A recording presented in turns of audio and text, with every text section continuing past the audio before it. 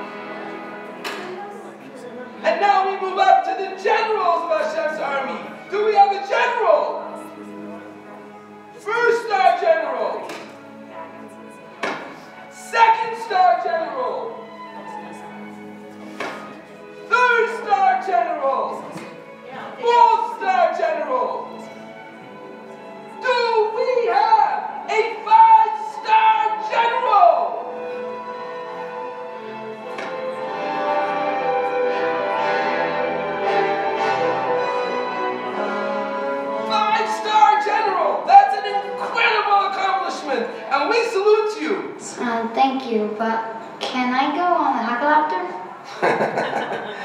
Sorry, Sushi, that's really not an option. But you did really well. Please? We don't need enough permission from your parents. How would you go? So I can ask them. How? Phone? Alright, if you get permission. Let's see what happens. Yeah, here you go.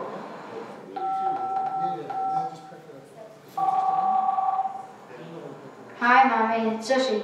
Hi, Sushi. Can I go on the helicopter with the Weinbaum? Sure, with pleasure. Yes! All right. So we're going. Come.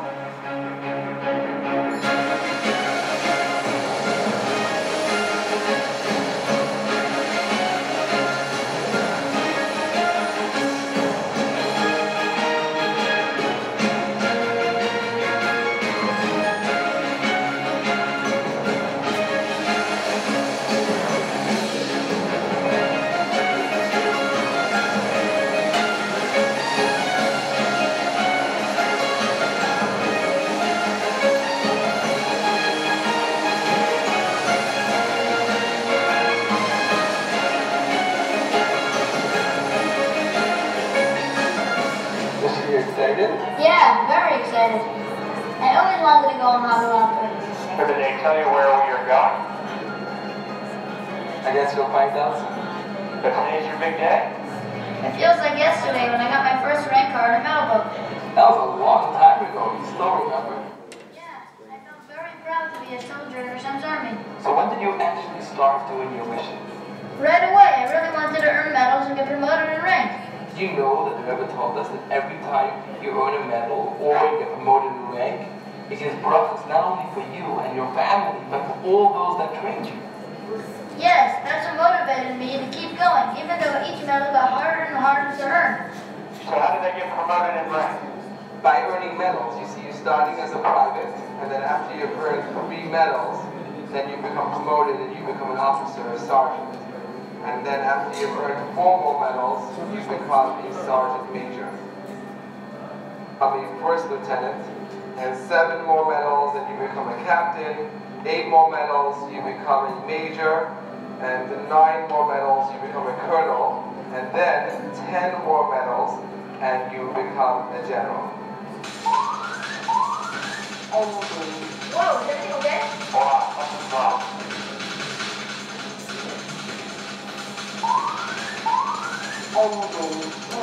Out.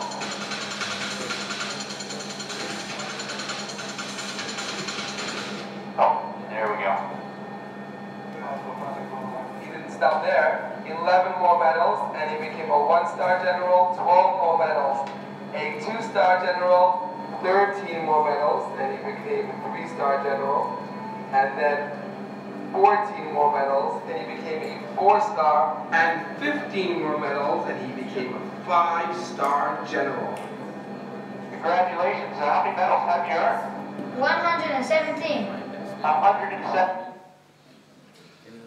Ladies and gentlemen, mommies and tatis, it's a very special evening. All those that welcome everyone and all those that are watching us online. First, a thank you to Yeshiva Shul for arranging the online streaming, and support from all the moistis for putting tonight together and making it possible.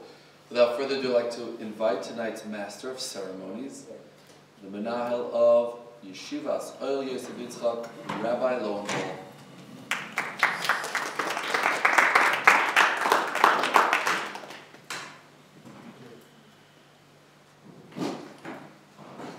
Thank you everyone for coming out. Just going to give a very short introduction to Rabbi Shimmy Weinbaum, for those of you who don't know. I was actually classmates with him, not classmates, he was 2 years older than me. And Yud Beis Tammuz, Tafshin Mem Tes. I was a 13-year-old boy, it was actually Yud Aleph Tammuz. And Shimmy decided that he is going to put together a magazine explaining Yud Beis Tammuz to the masses. It was the first time I did a real all-nighter. We stayed up in Tzivos Hashem headquarters in London, his parents' garage, and he worked, and I pretended to help. And really, the next morning, there was a magazine, all ready to go. Fast forward a few years to New York. I was in New York as a bacha, and Shimmy, Rabbi Weinbaum, had seen that there was a need for something for the children, and he put together an organization, Chayale Beis David. He recruited Bachrim to every Motzei Shabbos, worked with these boys, teenagers, young men, really young, and the Bachrim went and they had a program with learning and the gunim and activities and Yomim by Purim going on with Tzayim.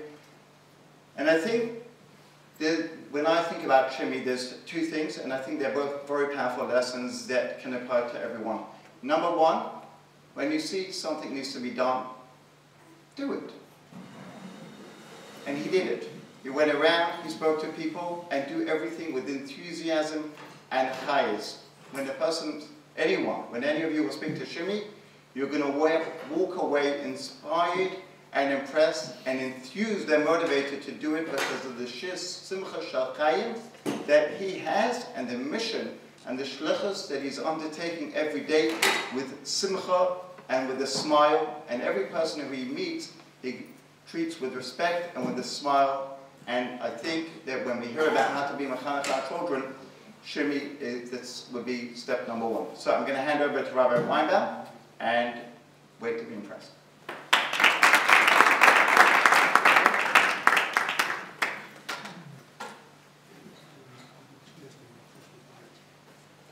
Thank you so much, Rabbi Lowenthal. I never thought this day would actually happen, to get to the other side of the world, but it's really special to be here. It's been now a week, just almost a week since I landed in Sydney, and visiting the children there, and parents, teachers. It's been fascinating to see K'nai Nahara what's going on in Sydney, and in the few hours of being in Melbourne, it's so much more fascinating to see how things are even so much greater here in Melbourne. Great beginning. It's amazing to arrive this morning and what Chabad youth had put on with the horse and the wagon and the Menachem is definitely someone who kicked out of the box.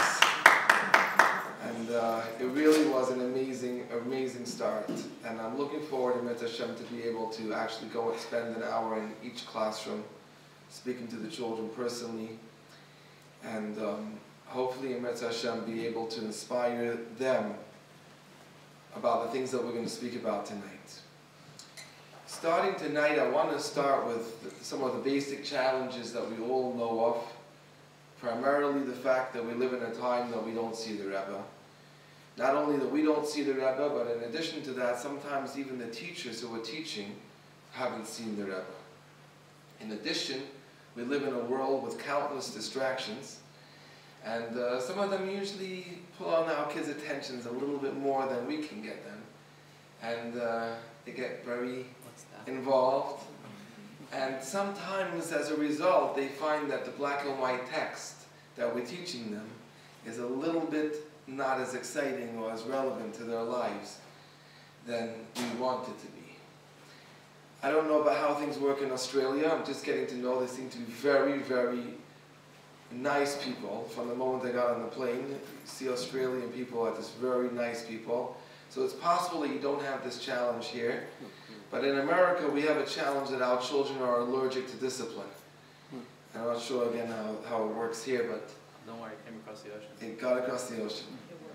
But in general, there's a certain sense of accountability, belonging, commitment, discipline, direction, identity, motivation, pride, passion, and most important, purpose. That is really, really lacking in today's youth. And as a result of that, these are not things which are just random things. For a person not to have a purpose in life, or a person not to have an identity or feel a sense of belonging, or have pride or passion, or have self-confidence, have the courage that a person needs, these are, I would say, just as important needs than the food that we feed them. I know sometimes we feel like we've got to clothe our children and we've got to feed our children, but emotional needs are probably just as important. And sometimes children suffer from emotional pain, which is actually much greater than physical pain. And in addition to the challenges with our children, again, I'm not familiar with Australia, so I don't know how it works, but in America, most families actually have two parents that are working in order to support their family and are usually quite overwhelmed. Just to be able to pay their bills, and their time is very, very limited. And as a result, when you're so busy with so many things, sometimes there's a disconnect with the children. And more importantly, we act reactively to our children's chinuch, rather than being proactive and creating a proper structure for our children's chinuch. And the question that I have tonight is, does it have to be this way? And the answer is no. You see, in Sivas Hashem, we are finding that the children become committed. They have tremendous commitment. They have an unbelievable drive. They have an incredible motivation, unbelievable discipline, and pride, and most important, passion and purpose. The question is, what is doing this? What is the recipe? And the answer is very simple. If I would turn around to you tonight and say, Haju baza, tabum halazu, habanju mana, simbo halagu Buja Zimbudada. Aha. You seem a little bewildered. Is something the matter? Do you not speak commandos? You see, if you speak a different language than your children do, then you might find they don't respond. But if we speak their language, the language that they speak, and it's a different generation than we grew up with. But if we do speak their language, they really, really respond. What's crazy is that 40 years ago, the Rebbe understood this challenge. He understood that the children that were growing up were very different children. And the Rebbe actually created and designed a very specific plan how to talk and deal to these children. And for tonight, our agenda is very simply to understand that incredible system that the Rebbe put into place, and to learn what resources are available to you as parents, how to implement that system, and most importantly, for you to feel the impact that this will have on your children. Let's start with what the Rebbe writes and considers the root challenge of today's youth. And he's not motivation. Many people believe that Tzivos Hashem was started by the Rebbe. Many people believe that Tzivos Hashem is for children. And many people believe that Tzivos Hashem is a motivational system, a program for children. All of that is incorrect. Tzivos Hashem, the Rebbe says, started by Sheshis Yemei Bereshis. 7 days of creation, where each one was created with one of Hashem's names, was Shem Savokes, was one of them. The first Jew in Tzivos Hashem was Avram. The first child was Yitzchak. When the Yidden went down to Mitzrayim, there was 70 Yidden in Tzivos Hashem. When they went out of Mitzrayim, there was 600,000 men in Tzivos Hashem. We have to realize that Tzivos Hashem is created by Hashem. It's Hashem's army. It's the identity of what every Jew is. It's the purpose for which we live. And it's not just for children, it's for every Jew. And it's not a motivational system. In fact, the Rebbe did not create Tzivos Hashem as a motivational system. It's fascinating. The Rebbe writes that the root challenge of today's youth, this is 38 years ago, is Kabbalah, is accepting authority. And not only accepting the authority of Hashem, but the Rebbe writes that children today don't accept the authority of their parents and their teachers. And someone who has a sense of cockiness even feels like he can outsmart the police and the judge. So when we're living in these kind of times, today, I think we can all relate to this.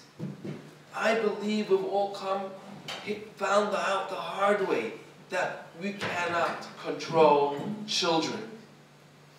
They simply will not let you. Can't control them. Because they will not accept authority. That's the root challenge. Now I want to put things in perspective. When the Rebbe wrote this letter, I was 6 years old.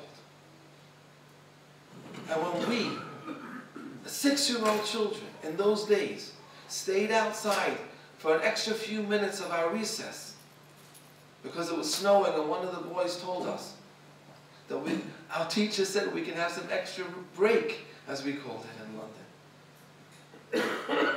When we came back to class a few minutes later, our principal was standing there waiting to greet us with his Eitz Hadas. His stick, little at the top, and then it came down. He held it with a good tight grip. And he made these 6-year-old boys bend over. And as he said, "Bend over, my boy. I'm going to knock that Yetzer Hara out of you." And we did. We bent over like little Shapsalach. And as we bent over, he said, "Lower, lower," till he got the perfect aim.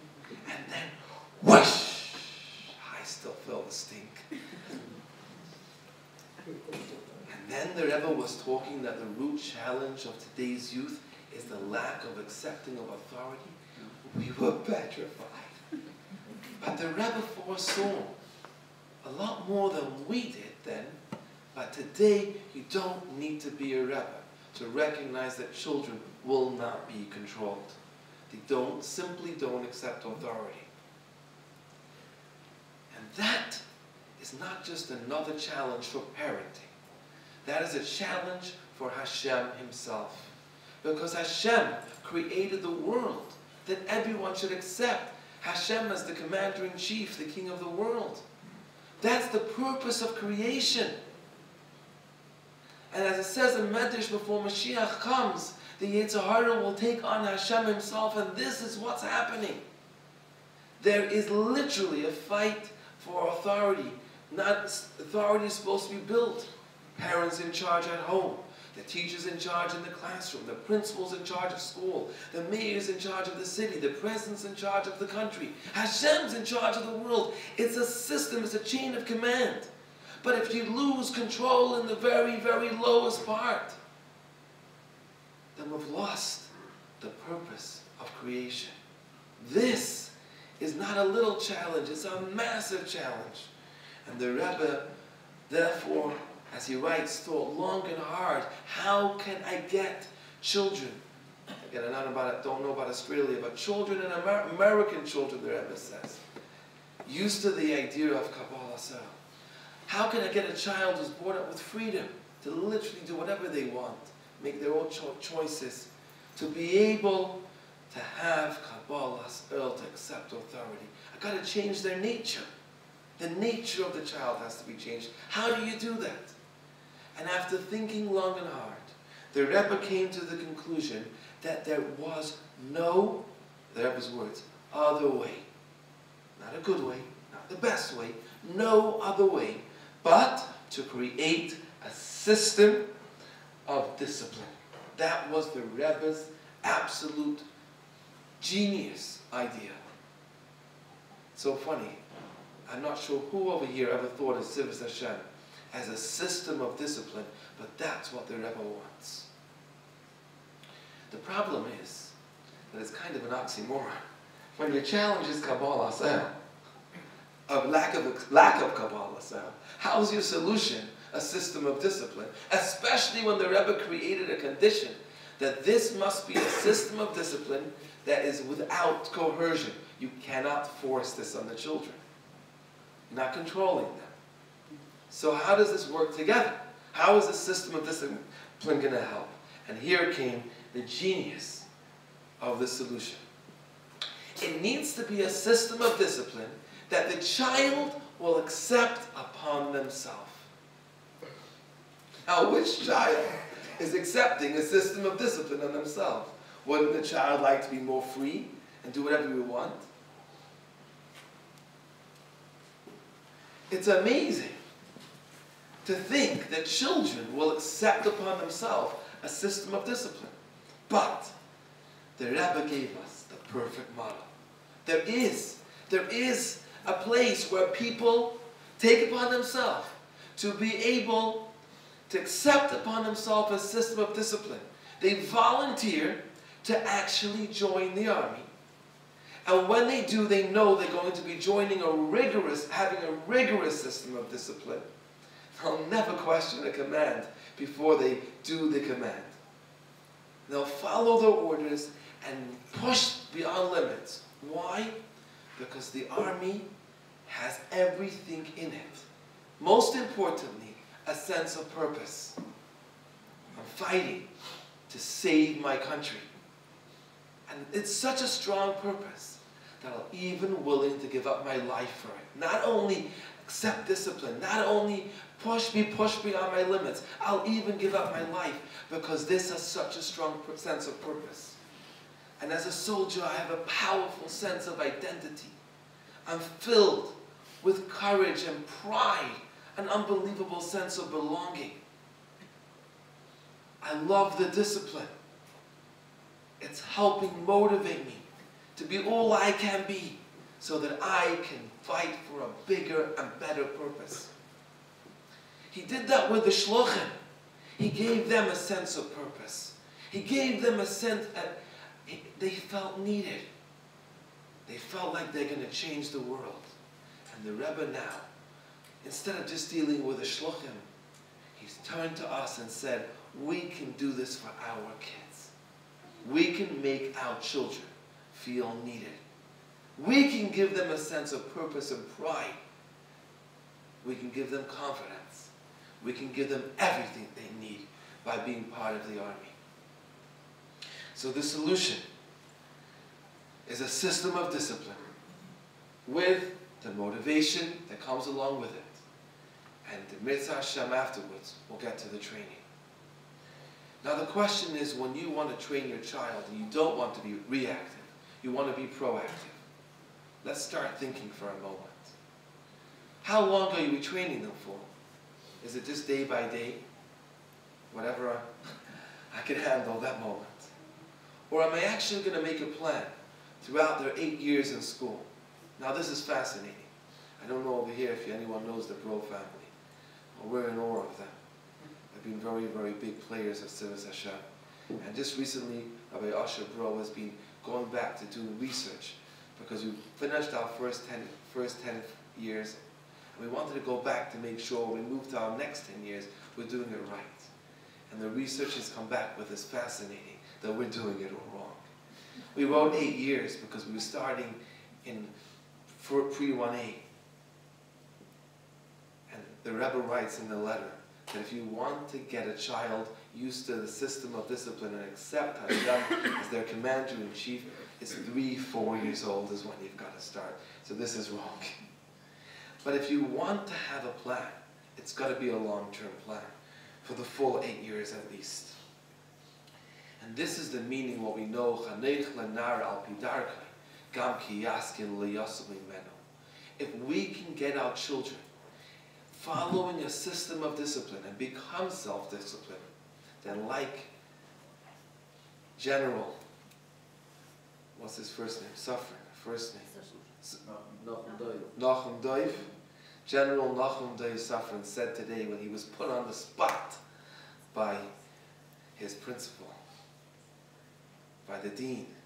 He was put on the spot. He had no time to prepare. And he was asked, what's your message to the children? And you know what he said? If you take on something slowly but surely, it will become your habit.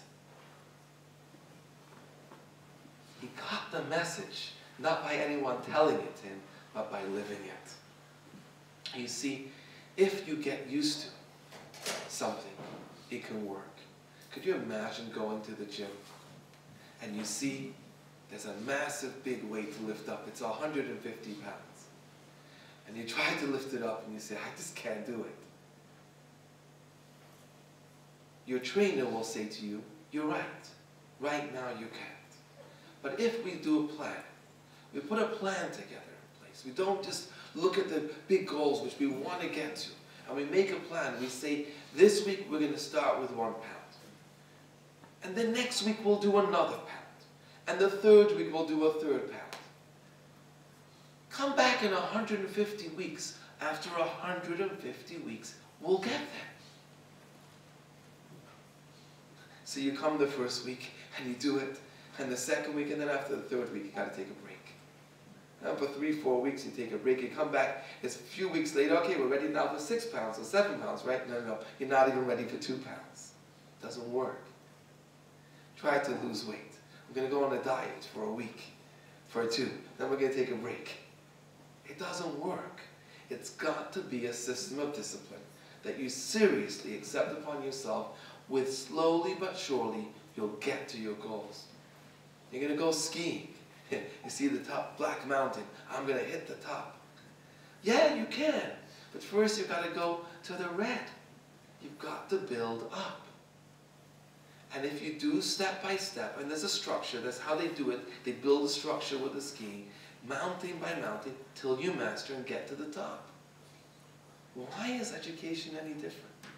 Why does it have to be reactive? Why can't there be a simple structure? Not that we have a structure. That wouldn't work. Not the teacher has a structure in their head of what they want to teach their children. That doesn't work. We need to have the goals that we can give the child so it becomes their goal. I want to get to the Black Mountain. And because I want to get there, I want to lift up 150 pounds. I'm going to take the discipline to do the steps it needs to get there. So the question is, can we change chinuch from being what we used to look at Kabbalah, sir? I used to feel like I was the ox, and my parents were the farmer to put the yoke on top of me. And all I wanted to do is get it off. Can we change that to Kabbalah, which Kabbalah means accepting, to say, can we get our children, can we set goals, can we inspire them, can we motivate them to take upon themselves goals and be disciplined enough to get there? That's all we want to change. Let's call it Malmata Lamayla. It's coming from them instead of coming from us. Instead of us being the one to control them, we're the one to motivate them and be there to support them and help them reach their goals. Wouldn't that be amazing? And by doing that, we can create an incredible connect, because then they want to do it. And they're not pushing you away. They're saying, Mommy, Tati, can you help me? And we can have an unbelievable structure. Now, in which areas should Sivas Hashem focus on? Is there any area that we shouldn't? Is there any part of their life that we shouldn't? Whether it's, let's imagine your child who would be learning with their parents every week, and they would be, oh, Atzadik.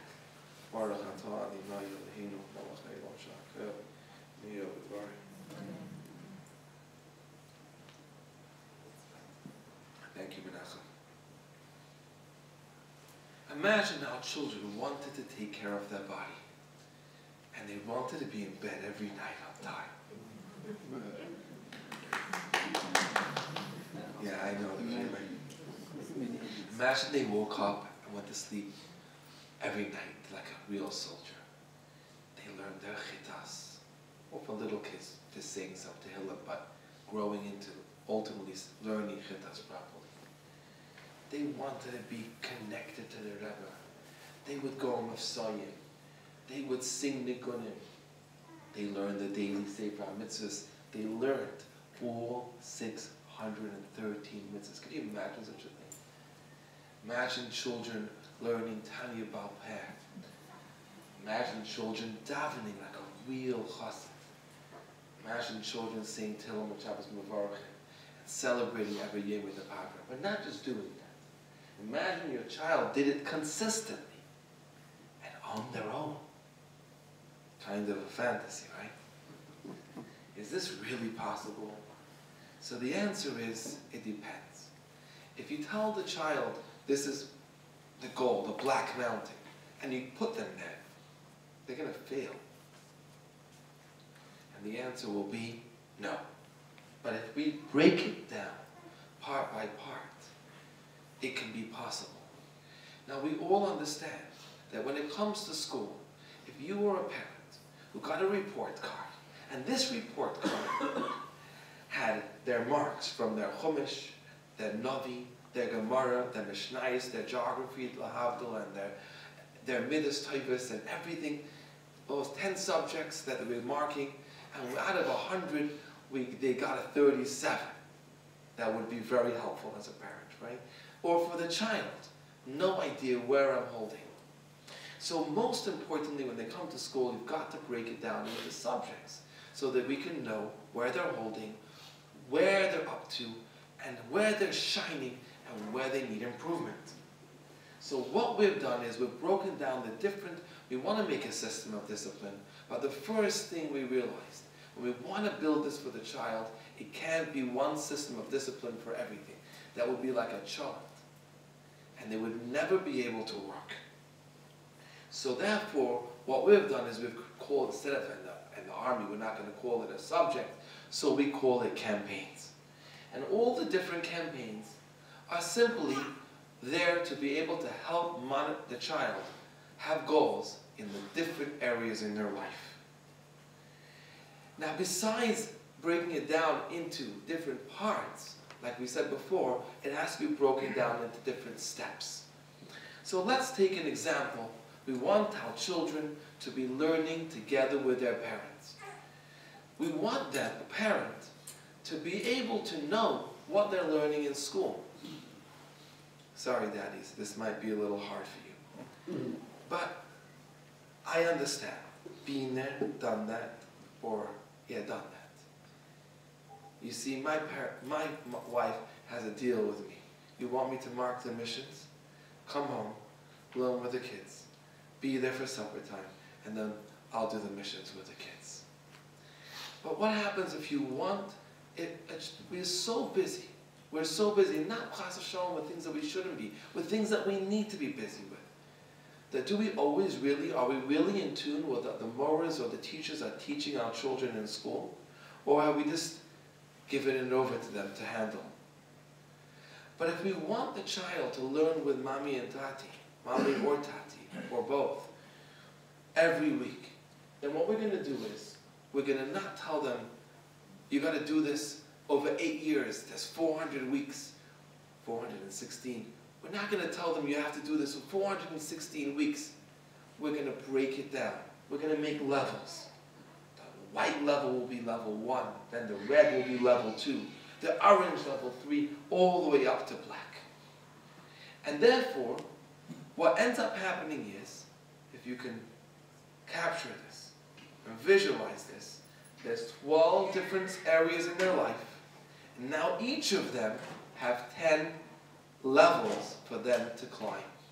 Is there anyone that's lost yet? 12 areas of your life, and each area has 10 levels. Is it still good? All right. Now each area, whatever they may be, we're going to climb those levels by doing missions. Missions are really tasks, but in the army, we call a task a mission. And when a child, for example, learning with their parents, will do 15 missions, and you learn once a week, so you can only have once a week to learn with your parents. So therefore it takes 15 weeks to complete level 1. That's 15 missions. And if you do those 15 missions, 15 consecutive weeks, they'll be done in 15 weeks. It could be, it'll take you a year. It might take you 8 years, depending on how things work out at home.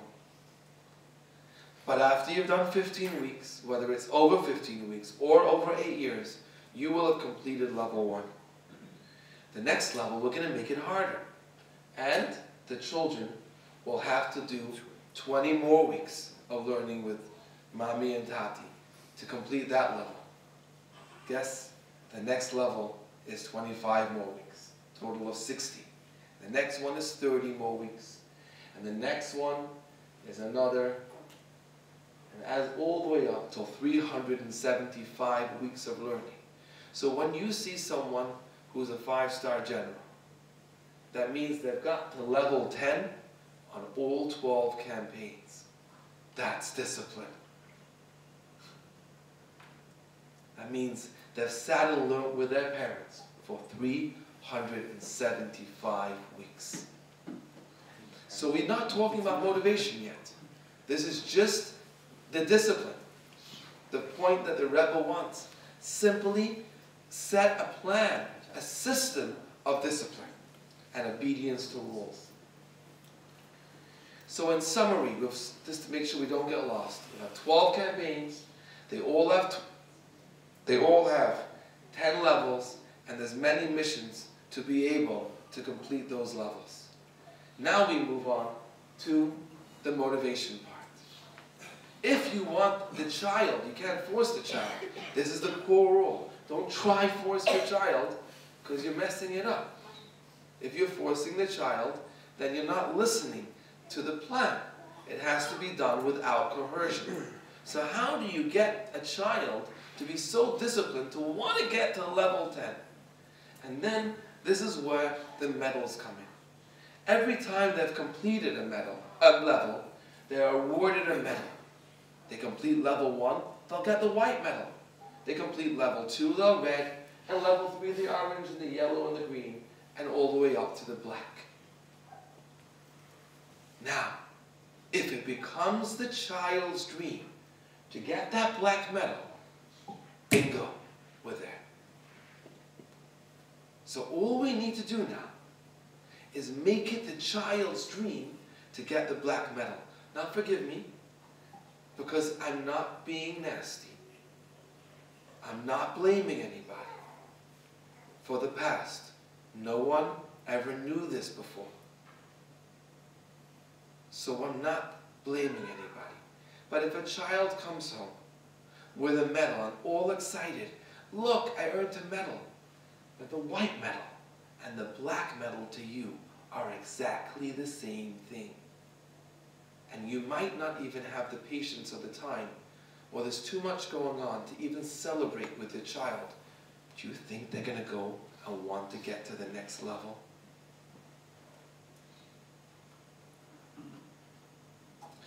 On the other hand, if when they come home, you have that second or minute to bask in their excitement and join them in their excitement.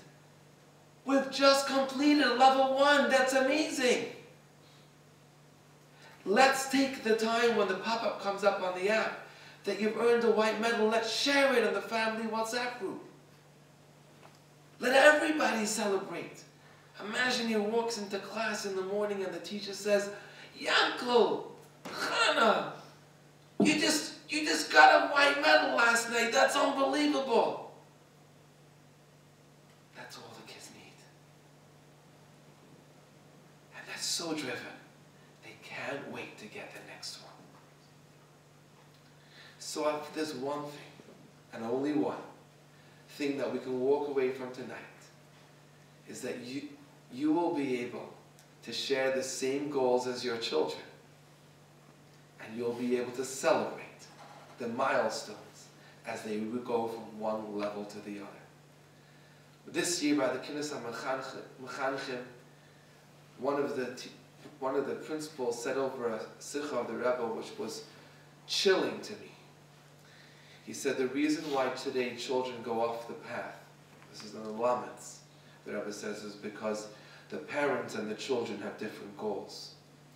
And the father goes to one shul, and the mother goes to another shul, and the child goes to a third shul.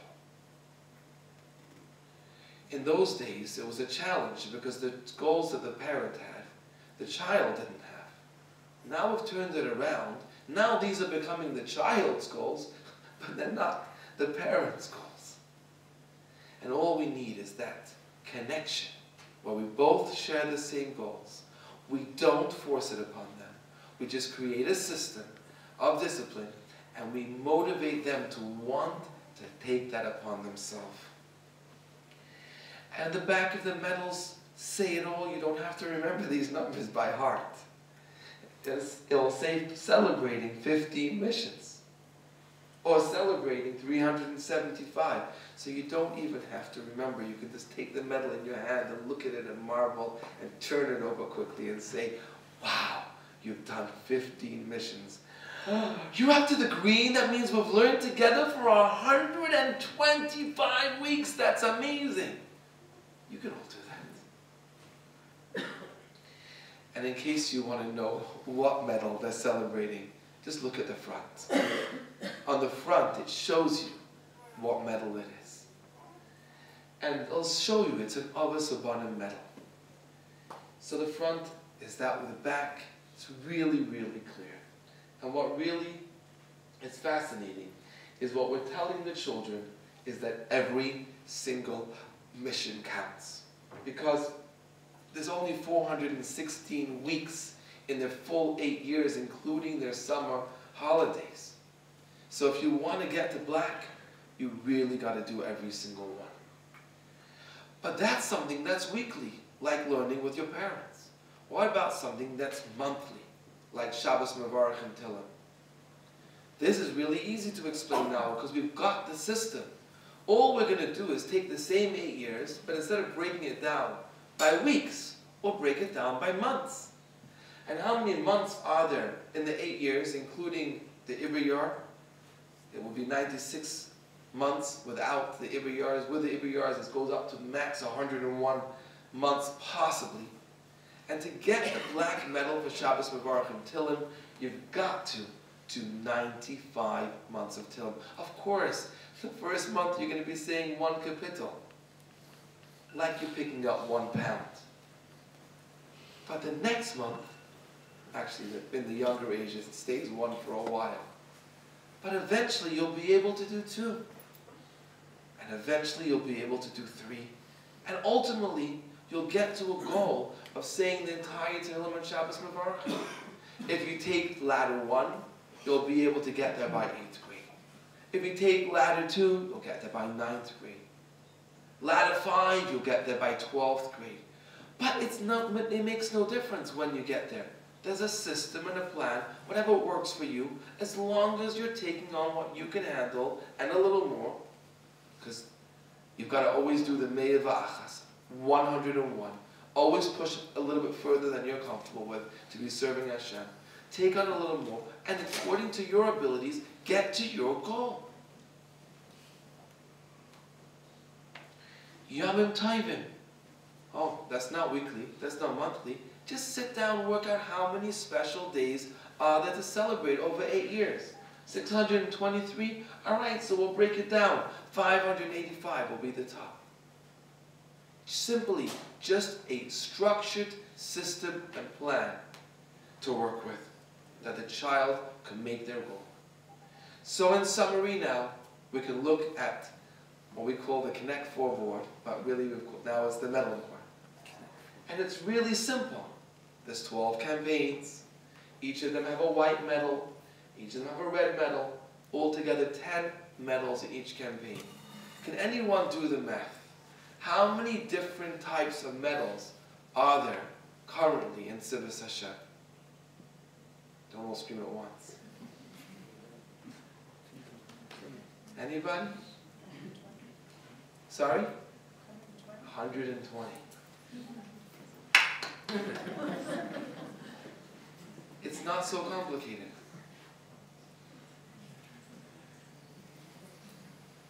How long does it take to get your first 12 medals? How many weeks if you do every mission? 15 weeks. In 15 weeks, you can have 12 medals.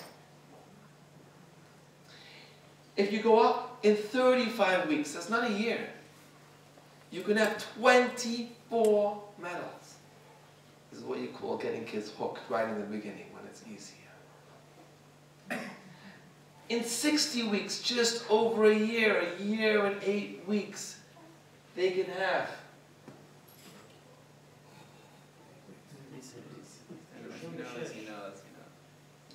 36 medals. And if they do this for 8 years straight, every mission, they'll have 120. Now, the challenge with the system is that the children gravitate to the things that they are comfortable doing. They gravitate to, I'm comfortable saying Tehillim, or I like going Mavsayim, or I like learning with my parents, or I like learning for the Chidon, whatever it may be. So we really need to pull on the kids to earn as many medals as possible. And that's where the rank system comes in. You see, every soldier starts as a private. After they earn 3 medals, any campaign, any color, they become a sergeant, an officer. But then they have to go to the next rank. They have to earn 4 more medals, a total of 7, to become a sergeant major. 5 more to become a second lieutenant. 6 more, first lieutenant. 7 more, captain. 8 more, major. 9 more, colonel. And that's the end of the officers. If they earn a total of 52 medals, if you go back to the board, you'll see that takes just over 2 years, 2.5 years of consistency, a real discipline. With every campaign, you can be a general. Or it could take 8 years, depending on the discipline. But being a general, even if your child's in 4th grade, they can start and they can become a general by being disciplined. It's really within the reach of every single child. But we don't want them to stop there. 1 star, 2 stars, 3 stars, 4 stars, and 5 stars. And for those soldiers, one of the soldiers is now, another soldier became a 4-star general. Could you imagine what kind of discipline that is? I actually went, when I was in Sydney, I went to somebody to ask them for some money. And it was so clever, but it wasn't planned. There was one of the people who was taking, the person who was taking me, his child, he had to take care of them. So he had to bring his kid with him. So I said, you know what, if you come and bring your rank books anyway. 9-year-old boy, 9-year-old, 2-star general. I didn't have to say a word. He sold it better than I could have. Because his life's changed. You know, just over a month ago, it's about 5 weeks now, I got a phone call from my mother.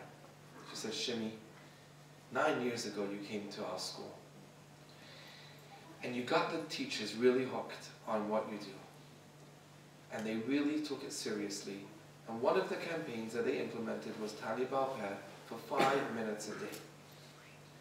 My son has continued this, even though he's finished, he's graduated, getting his medals and everything else, but he's continued now for 9 years. 16 years old. And just 5 weeks ago, with that discipline, he finished Nun Gimel, 53 Prakim of Tani Balpeh. No one forced him. It was his choice. You know, when we started the Chidon, again, 5 years ago, Mrs. Zirkin called me into her house and she said, my husband never charged a penny for any of the work he ever did. It was his love and life and passion.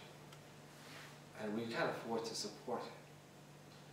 But we would do anything we can to be able to restart the Chidon. And I figured back then someone was very helpful. He asked me how much I would need. That Shabbos, I actually laughed when I was inside, not in front of her, but I laughed inside knowing I could never do it. But that Shabbos someone came over to me and he said, what do you need to restart the Chidon? And I told him, if I had $18,000, I would start it for the boys. And $18,000 I would start it for the girls. How many children would participate? I told him I probably could get 100 boys to learn. And 50, 60 that would come for the Chidon. He tells me, well, let's start with the boys, you got it. Neither he or I ever thought that the next year there would be that year 45 boys came, that's all there was. Who would have believed the next year there will be 229? Or the next year 634? Or the next year 1,054? Or last year, this past year, 1,676 children that actually came to New York. Not the ones that passed the test, because there was over 2,000 children that passed the test, but 1,676 children that actually participated in the Chidon. When my daughter now is learning the 5th book of the Yadas, for the 5th year that she's going to be in the Chidon, the motivation of the Chidon is incredible, but her biggest motivation is she's now feeling like she wasn't that way when she took book 1, or 2 or 3, but now with book 5, her biggest motivation is, I now will know all 613 mitzvahs. No one forced her. She took this upon herself. She's self-driven. When I was in Sydney, I sat down. He's not a Lubavitcher. He's the principal of Kesser Torah. He was here in Melbourne, Mr. Steiner. And he said to me, Shimmy, I totally get it. He said, it's like Daf Hayomi. Someone that takes that upon themselves is going to be disciplined to learn every day. It was beautiful. He really understood the concept. And I think that what we really wanted you to understand is that when they come into school, school can celebrate their status by putting up a wall of honor in school. We can publicize their accomplishments on the rallies. We'll put it onto the app when they got promoted in rank on our website. There'll be rank charts. By the parades, we can march the generals in front. But what I want to speak to you tonight is about family recognition. If we can recognize these milestones properly, you'll see the children gravitate. Those medals will mean they won't just be another coin to go into their rank books. It will be a sign. That's what a medal is, a sign of their accomplishment. And Lahavdil, Napoleon said, a man would give his life for a ribbon. It's going to take commitment. It's not going to come easy. And you have to realize that to do this, we have to be determined. And you really, really need to be motivated. And because it's so difficult, we don't just rely on the medals and the ranks and the recognition. We supplement the rank system with so many things, like telling the child, if you do your missions, 5 out of 7 days in a week, at least, you'll go into that week's raffle. If you do your missions 20 out of the 30 days in the month, you'll go into that month's raffle. If you do your missions for 180 days of the year, you'll go into the yearly raffle for unbelievable prizes. And every year there's a special gift. If you do your missions for at least 12 weeks of the year, you get a special gift. Baruch Hashem, we're very lucky that the Weiss family, Rabbi Moshe and Ruti Weiss, have just been unbelievable with the gifts that they've given to the children to motivate them to be soldiers. And in addition to that, there's miles that they can earn and a store that they can buy prizes with. So basically, to summarize, there's a system of discipline, there's campaigns, there's levels, and there's missions. There's also the motivation that comes with it, which is medals, ranks, celebrating status, raffles, the yearly gift, and miles.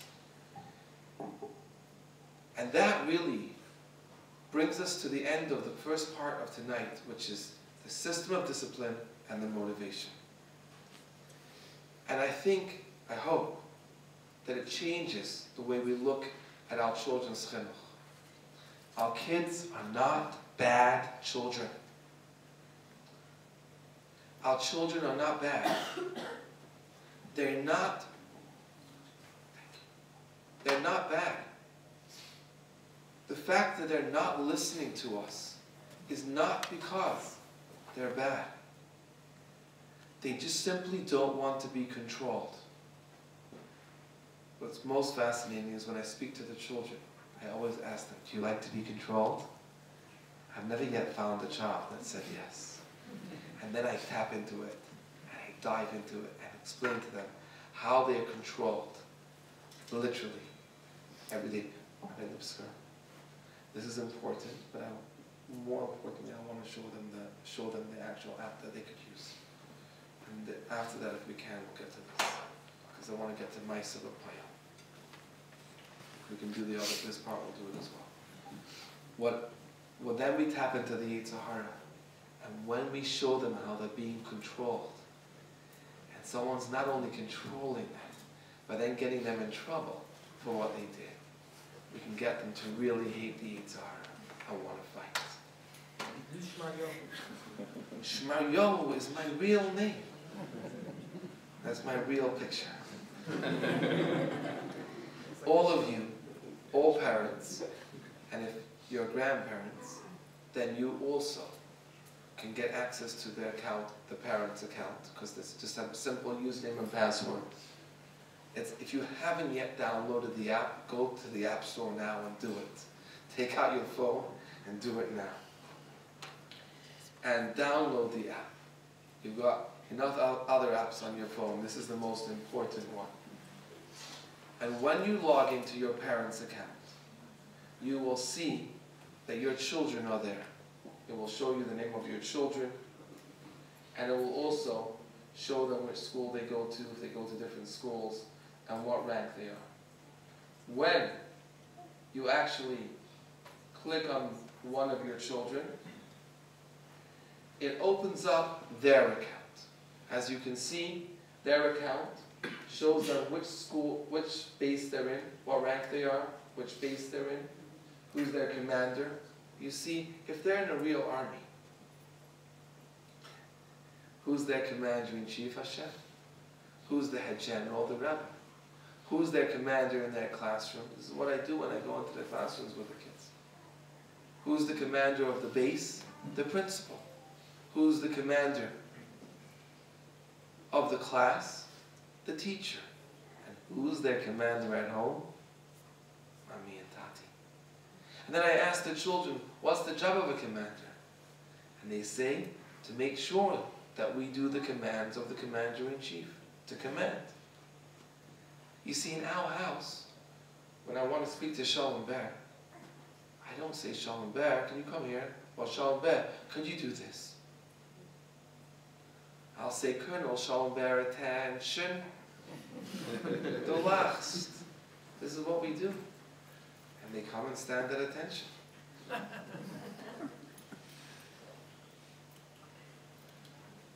Yanko, he's not a colonel, he's a major, so it'll be major. But if you don't know their rank, it doesn't work. Zalman, it's a captain.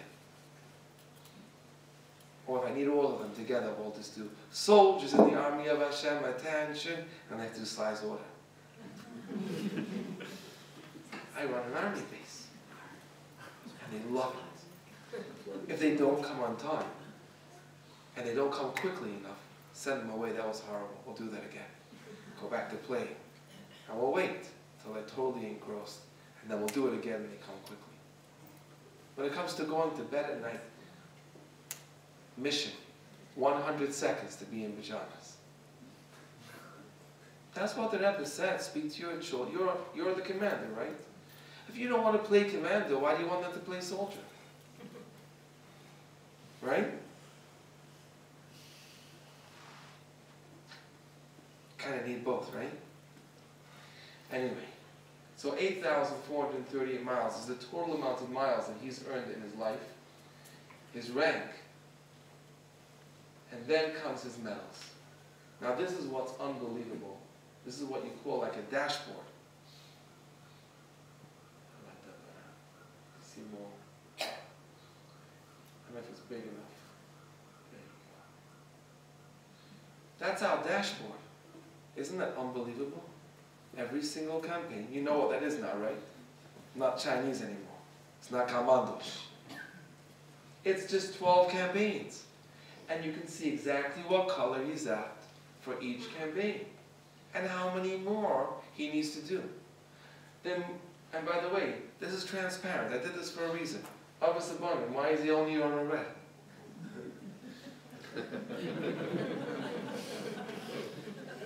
Embarrassing, but let's be honest.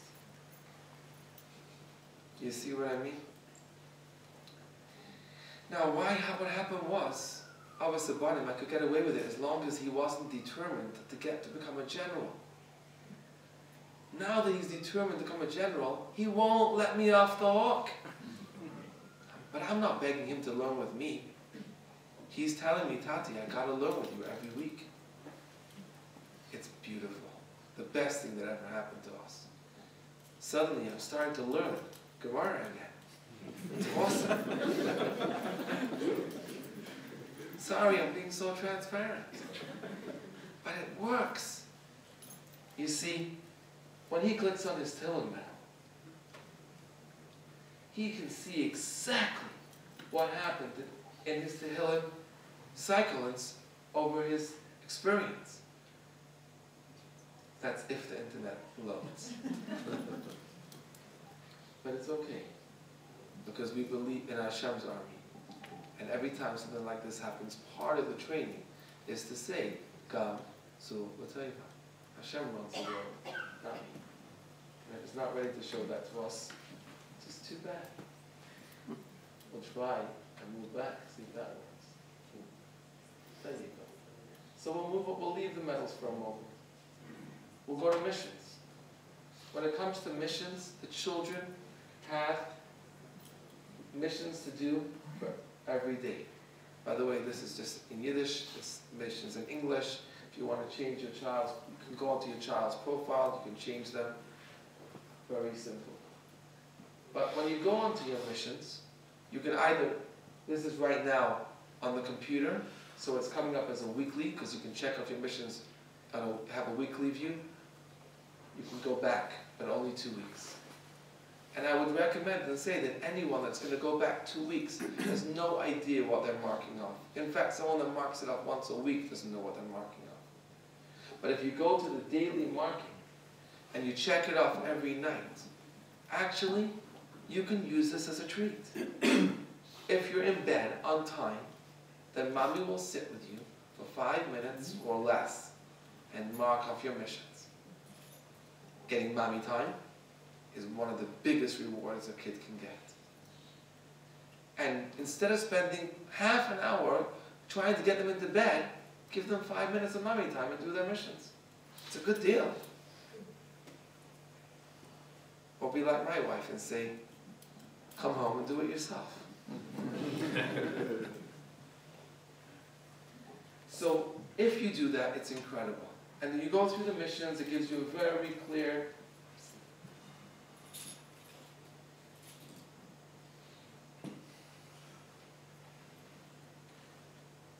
if you let you scroll.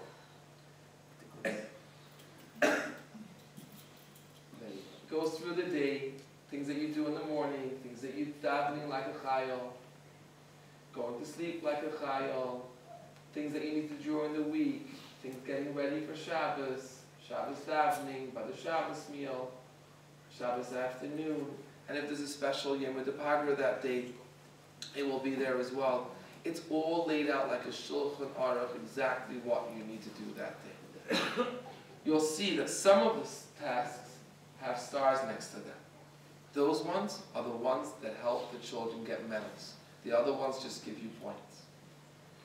Now what if there's something more that I want that's not on this long list, because there's something else that I would like to add.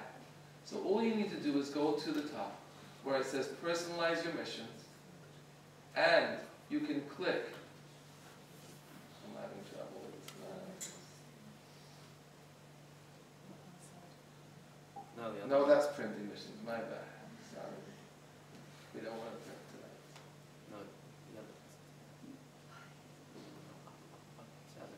If I look straight out. It's a tab. Top tab. Top left. Over here? Thank you, everybody. So we're going to go back now to personalized missions. And under personalized missions, you can click on any of the campaigns, and you'll notice that some of the tasks, like helping with the laundry, or listening to your parents, not everything is checked off here. The default of a lot of the tasks are off. You can simply check on it, and it will allow you to add that task to your children's missions. But it goes further than that. What if there's something that's not here at all, and there's something personal that I know my child would gain from if I had another task?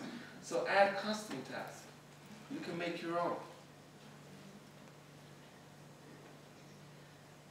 Pretty cool, huh? I think so.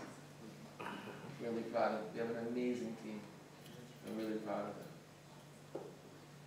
So then when they come and they go to their achievements, they come to their rank board, they can see very clearly which medals they've earned.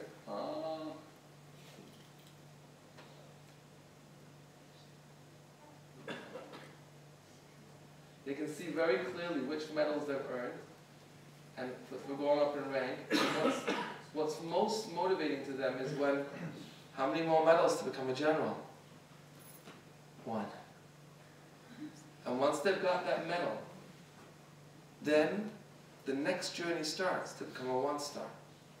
Those holes are something that they really, really, really feel like they need to fill up. So try one more time and hope and pray and ask Hashem to be ever so kind. And He may just not decide not to do it, so we'll go back. There's also a leaderboard.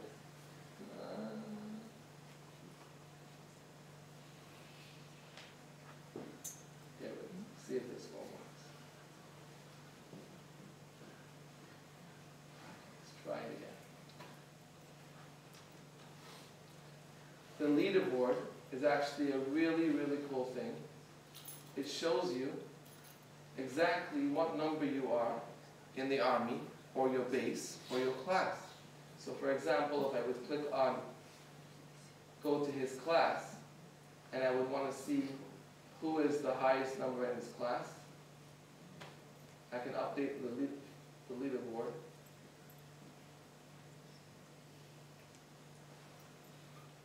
And it's not.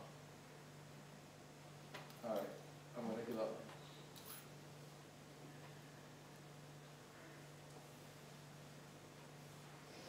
One last for that.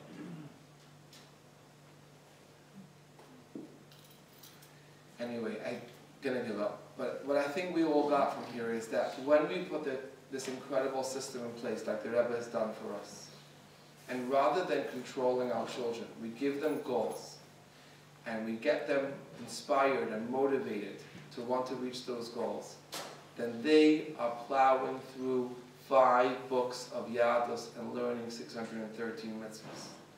They're plowing through Tanya and learning Prakim Baal Peh.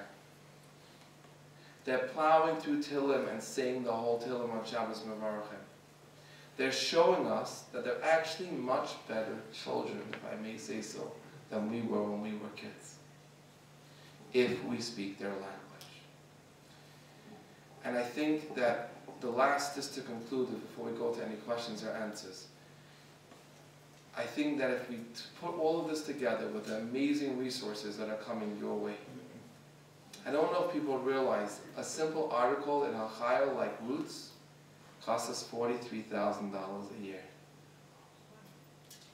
Right? Research, writing, design, art.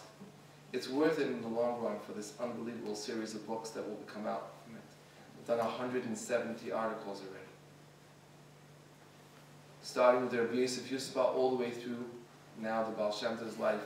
Met Hashem, we'll get down to the Rebbe, but the point is, we're not doing random things. We're building a long-term plan. Same thing for us. It's taken us 5 years to get where we are today.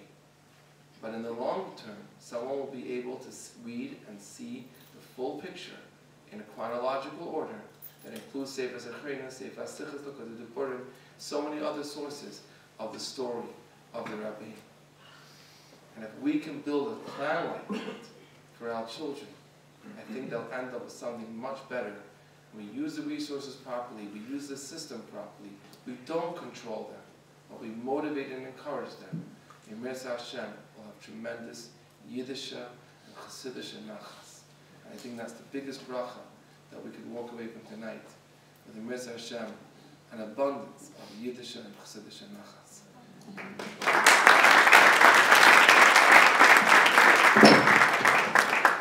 That was a lot longer than I expected it to be, and kind of surprised that everyone sat here this long.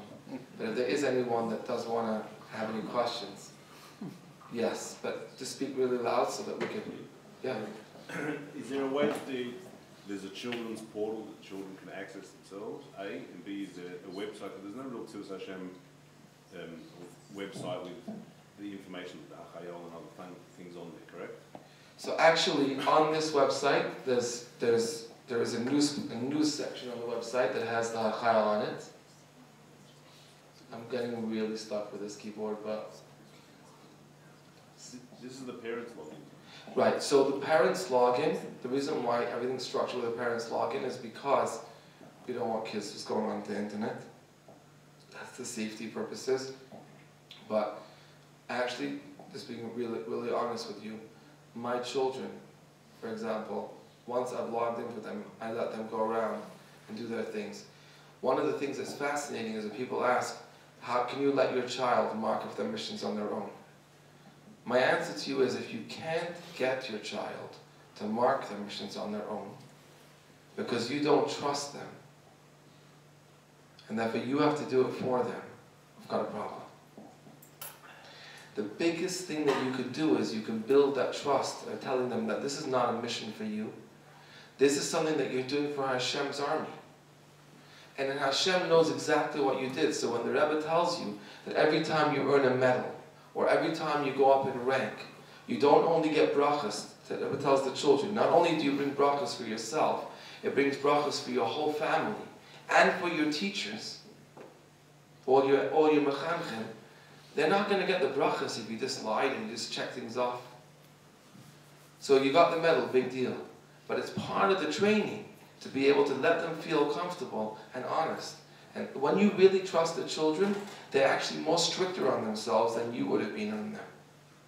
So actually, once they're in, I feel comfortable with my, not the 7-year-old yet, but the 9 and 11-year-old, totally feel comfortable.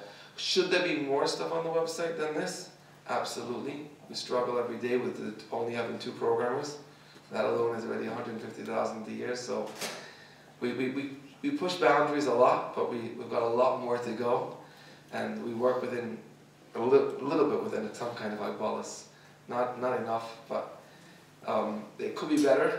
But there is, and Mitzvah Hashem, we will get there. But this is what we call the children's website as well. Yes. So the program is designed to go through our mitzvah, right? It's the funniest thing. Every place I go to has been asking the same question. But go ask the question first. Go on. So if it's supposed to start at 5, you have exactly 8 years to become a 5-star general. So if you're starting at 8, you can't become a 5-star. Absolutely, 100%. You can't. You need 8 years of absolute complete immersion, and discipline, every mission to become a 5-star general, which is why people are starting earlier and earlier, and why hopefully, with the Abish's help, if we're able to get to our dream place, we really want to. Our real dream is to be able to add more campaigns of real educational things like Kriya, Chumash, Gemara, Navi, like stuff like that the child will be self-driven to go through all of those subjects. But that's a much bigger plan, and then there'll be many more medals. But that's definitely the goal. And for now, with the 8 years and the 120 medals that we have, yeah, the earlier you start, the more chance they have. This boy who's 9 years old, who's a 2-star general, started when he was 4 years old. So what's the motivation for somebody who's 9 years old to go for anything?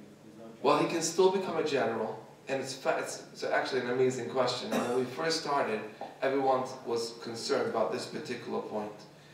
If I can't, is it all or nothing? If I can't become a 5-star general, I can't get the black, might as well do nothing. And actually, it's really proven that because every rank is really celebrated so much, and I don't want to be a private when everybody else is a sergeant, there's still a drive to do as much as they can. So, with regards to the younger children, get them started, like the Rebbe said, 3, 4 years old, get them started as early as possible, and that's when they get used to it and it becomes a habit. And that's number 1. And number 2, for those that have, we can look at the medals and say, for Shabbos Mevarach and Tilim, there's still another 60 weeks that you can be in Tzivos Hashem, you can still get to this medal. You can still become a purple, you can become a blue, become an orange. So, it's a great point. Don't make it all or nothing, 100%. Yes? What do you suggest for parents that kids are in high school, some type of system? So that's what I thought he was going to ask. That's why I'm happy to ask the question. But really and truthfully, that a lot of people have been pushing us now to say, our kids went through this now for 8 years, and now you just drop them like a hot potato. And it's fascinating that the Rebbe actually addressed this too. I don't know if anybody heard of Limudei Hashem? This wasn't developed. but the Rebbe spoke about it, that after Sivus Hashem, you graduate, and the kids become Bar Bas Mitzvah into Limudei Hashem. And why stop with a black? Make bronze, silver, gold. So there's a lot to do. It's the kind of challenging when you start uncovering all these things. That's why it's easy to stop before the questions, because it just uncovers how much there really is to do. Yes? Is there a worldwide way for people, like girls, to join the Chidon? Because, for example, our base doesn't offer the Chidon for the girls, so they haven't got that motivation. Is there like a way to join them if it's not offered? Well, first of all, I didn't know that happens, and maybe we can deal with that while we're here. We can create some pressure.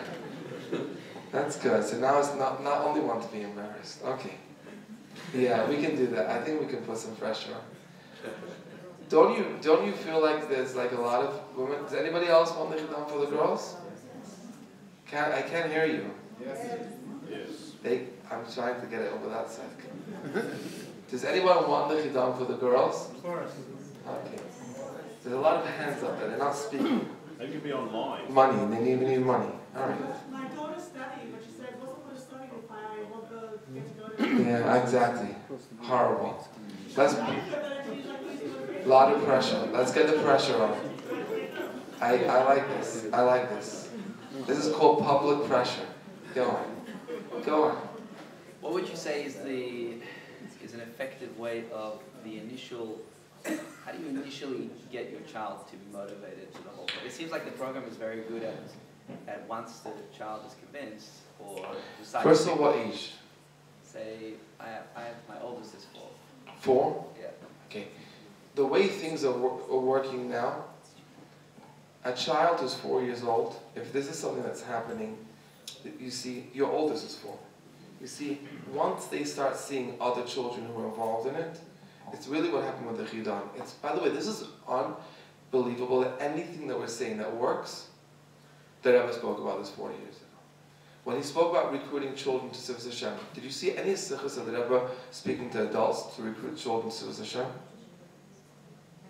Always telling the boys, recruit the boys, girls, recruit girls. And that's why the Chidon grew. Really and truthfully, what you'll find is that when it's peer pressure, so to speak. And it's unbelievable how it works. When the older kids are into it and everything else, the younger kids are desperate and waiting when they can be in it. So it's either going to be the peer pressure that's going to come from the school, their classroom kind of thing, and they really want to do it, or the older siblings, or I'll tell you, it's the cutest thing. My kid came home on last Shabbos of Archon. Okay, well, not the Shabbos, the Shabbos before. He comes home from shul, and he says, Dad, he says to my wife, Mommy, he's not talking about the 7 years old. Not about the 17 kapitulach that he said. He says, Mommy, in shul, there was a 3-year-old boy, and I got him to say a kapitul of Tillim, the Shabbos of Archon. They love it. So it's really about like having all they need to see older kids who things in their rank books and what they have, jealous, you know what I'm saying? And they get very into it. So taking them around to a friend's house who's doing it and is excited about it, and like very, very, I think it's obviously that you're really taking this in, because you're thinking, I can't force my kid to start this. I don't want to force them. I want to get them excited. The other thing I will tell you is that by you starting with your child, without even getting them excited, by just doing the missions with them and marking it off, then in another year or two when they get into school and they're already up a few ranks, they feel really good. So they're very hooked. So there's another thing which is starting with your kids when they're very young, just doing it with them, that also works. That's it. Thank you so much, everybody. And we got lots of Yiddish. The main man, Rabbi Lipson. Just a few things before we close, because there will be a Minyan Ma'ariv. I just want to mention 2 fascinating things. Once you heard from me, and one me and Shimmy for the first time heard tonight. A very private letter. I'll mention just one bit of it. But a Ma'ariv where a child was extremely sick and dangerously sick, and they wrote it to the Rebbe. And the Rebbe asked if the child was a general in Tzivos Hashem, which was a bit shocking because the child was very young. Sure. story happened with a child who Rabbi Janssen, who's the director of Service Hashem, executive director of Service Hashem, and Rabbi Chadikov called him late at night. He was already sleeping. He woke him up and asked him to go to the office, and he asked him to find out if there was a certain child that was in Service Hashem, and if he's not, to register him, and if he is, to promote him in rank. And he left the office. At that time there was no computers, everything was on index cards. So he simply went to the office, went through all the index cards, found the child, he was already signed up. Promotion meant crossing out the rank he was and circling the next rank. That's what promotion meant. And then he went back home. The next day, Rabbi Chadikov met Rabbi Binyamin in 770. He said, "You're probably wondering why I asked you." He said, "Yes, but soldiers follow orders, and I guess that came from headquarters, and I didn't think to ask." He said, "Last night, I think it was after 1 o'clock in the morning, that there was a phone call that came into Maskiris that the child was critically sick, and the doctor had given them only a few hours left." So as soon as the next person went out of Yechidus, he went into Yechidus, and he asked the Rebbe what to do, and the Rebbe, I told this thing to the Rebbe told them, check if they're in Service Hashem, and if they're not, sign them up, and if they are, promote them in rank. And he said, "I just wanted to let you know that I just got a call from the hospital that the child is on the way home from the hospital right now." The story is obvious that it's not a game, and the Malachim, so to speak, don't even mess with the Eibishter's army and the Eibishter's commanders. The Rebbe continuously said that this brings, as Rabbi Weinbaum said, brachas to the family. And the most, I think, scary thing that I've ever seen, me and Rabbi Weinbaum saw this tonight. The letter's not publicized, so I'm not going to say much details. I think there's only one other person that knows about this letter. But someone once donated money to the Rebbe, and he said he specifically wanted it to go to a hospital in Crown Heights for kids. And this is Tafshin Mem Vav, and you would never see such a long letter in those days. It's a 3-page letter with a whole introduction about the idea of preventative medicine, and that was the Rebbe's whole campaign, by the way. It was very interesting. The Rebbe does mention vaccinations and preventative medicine, and that's the way to go. And the Rebbe said, if you want to help children physically, mentally, and spiritually, I advise you to invest in their chinuch. And he's telling a person, I want their mamish give to a hospital, a poil mamish. The Rebbe said, the words, basic word, if you give to be mechanech your kids, the community will be mentally, physically, and spiritually healthy. And you won't, and prevented, that was the whole akdama, that you will not need the hospital. Just for practical information regarding Tzivos Hashem, so obviously it technically goes for every, from any age. I have any parent that called me, although through the schools. So the revolution has already begun with the help of the Hanhalas across Yeshiva and Beis Rivka. We're actually having a special meeting tomorrow with Rabbi Lowenthal, Mrs. Winter, a whole new revolution. Very exciting. Regardless, any parent that calls me, we usually have a one-on-one meeting to really walk them through it to become a little bit more practical and easier. Starting off with, you won't see your child on the app until they actually physically register. We're going to chabadyouth.org/th for Tzivos Hashem. If you do so, please let me know, and we'll do a one-on-one to walk you through that. Thank you very, very much for tonight. And this is an ongoing partnership, and we hope this continues in a mighty way. And may the army lead us, as the Rebbe, the slogan, we want Mashiach now.